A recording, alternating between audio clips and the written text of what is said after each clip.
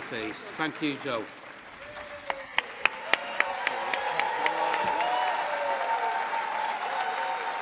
Thank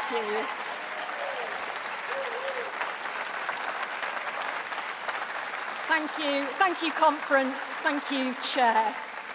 A year ago, I stood on this stage and addressed you as Labour's first female Secretary of State for Wales in the first Labour government for 14 years. And I spoke about our mission to put Wales at the centre of our decade of national renewal. Wales at the heart of our modern industrial strategy. Wales at the forefront of our green revolution. And Wales leading the way on innovation and technologies of the future.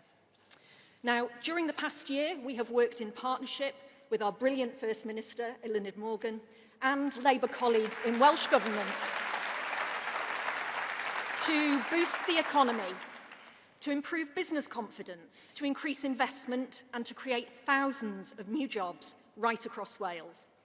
And we've done this because Labour is the only party on the side of working people, the only party that is prioritising strengthening our economy, improving living standards, putting more money in the pockets of every household and the rest of the UK and Wales on a path of national renewal. None of what we've achieved together since the election last year would have been possible without the determination, graft and teamwork in Parliament. And I want to pay tribute to Nia Griffith for her time in government. Nia's experience and wisdom has been invaluable to me. And I also want to welcome Anna McMorrin and Claire Hughes to the Wales office, who, alongside my PPS, Becky Gittins, and our Lord spokesperson, Ruth Anderson, are an exceptional team of Labour women delivering for the whole of Wales.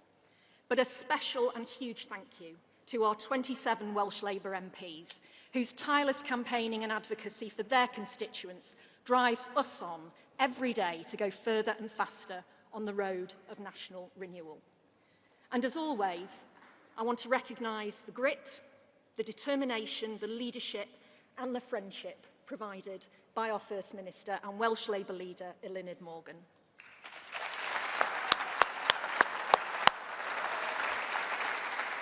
Now, the past 14 months have been all about delivery, all about two Labour governments delivering for the people of Wales. Welsh Labour fought hard against the years of Tory austerity, and now this UK Labour government has ended austerity with record budget settlements that provide billions more for Welsh Government to invest in public services. The Tory cost of living supercharged, the crisis supercharged by Liz Truss's economic chaos, caused real hardship for so many households in Wales. We inherited their catastrophic mess last year, and the UK government have been fixing the foundations. That's why we gave up to 160,000 workers in Wales a record pay rise through increases to the national living and minimum wage. It's why the UK and Welsh Labour governments have together started employment schemes in Denbighshire, Neath Port Talbot and Blaenau Gwent to help people back into work, to put money into pockets and to help raise standards of living for those in our communities that need the most help. It's why we've invested over £500 million to secure the future of steel making in South Wales, to help steel workers, supply chain businesses and their workers through the transition, but also to support local businesses to find new opportunities to expand and create new jobs. It's why we've established free ports and investment zones in every corner of Wales, driving billions of pounds in direct new investment in advanced manufacturing, floating offshore wind and much, much more, creating new jobs near to where people live in sustainable industries for now and for generations to come. And it's why we've invested nearly £500 million into Welsh Rail, reversing the Tories' historic underinvestment so we can build new stations, we can have more and faster trains that will connect the people of Wales to these new opportunities. And we can already see the impact that our Labour priorities are having in Wales. Unemployment is down. Interest rates have been cut 5 times, bringing down the cost of new family mortgages by about £1,000 a year. Inward investment into Wales has risen 30%. Yes, that's right, 30% in the last year alone. And real terms wages are consistently rising faster than inflation. But conference, I have to give you this big warning. This investment, this tireless focus on improving living standards, creating new jobs, and making our public services fit for the future is under threat. Farage has turned up in Wales with patronising politics, with disrespect, division, and derision for our communities. Reform UK don't care about Wales. They haven't got any Welsh policies. They haven't got a Welsh leader. They can't even spell Caerphilly right. But as much as we roll our eyes at their condescending, nativist tone, they are a serious threat. They're a threat to our communities, a threat to our NHS, and if you work in Welsh public services, they are a threat to your livelihoods. And the other nationalist bedfellows, Plaid Cymru, demonstrate every day how they're not a serious party and cannot be trusted with the levers of government.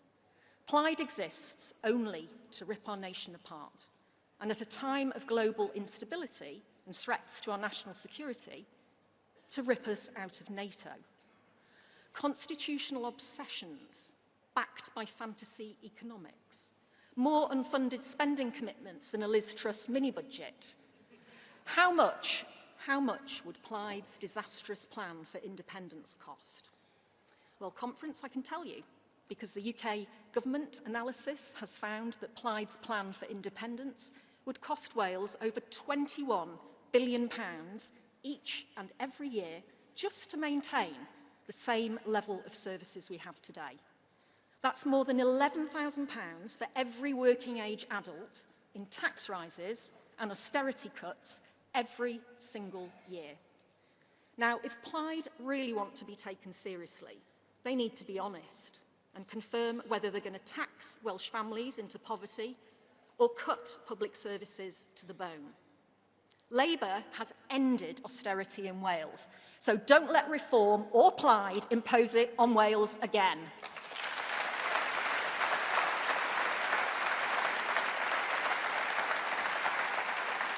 Because conference, next May, we know that Wales faces a choice between renewal and decline, and between decency or division. And together as Labour governments, we are setting out the path of renewal towards a fairer, more prosperous Wales, proud of our history and in control of our future. At the moment, the world is and feels uncertain. Global instability is having an impact not just on our safety, but on the cost of our energy, the cost of everyday purchases. And that is why this Labour government has taken the necessary action to prioritise our national security, living costs and people's livelihoods. And our Labour Prime Minister, Keir Starmer, has restored the UK's reputation on the world stage. He's delivered trade deals that will lower food costs, reduce burdens on businesses and create jobs. He's invested in our safety and our security. Keir has set the example of strong leadership. Leadership that, unlike Reform or Plaid, demonstrates that this Labour government will never play politics with people's lives. And nothing demonstrates the choice Wales faces next year more clearly than the steps this Labour government have taken in just the last 3 weeks. So, whilst Reform MPs are absent from Parliament, they only turn up really to vote against workers' rights, they're out there apologising for Putin, undermining our country, our businesses and our people to our global partners. Meanwhile, I've been in Caerphilly launching Wales's defence growth deal that will strengthen our armed forces and create new high-skilled jobs in Wales's defence sector.